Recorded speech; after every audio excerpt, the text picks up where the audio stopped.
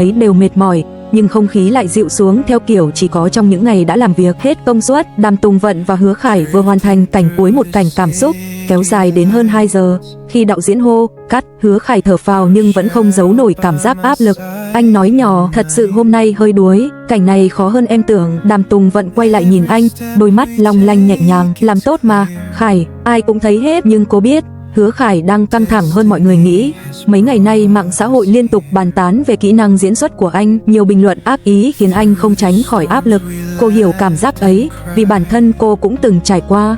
Đó là lý do khoảnh khắc đặc biệt sau đó xảy ra.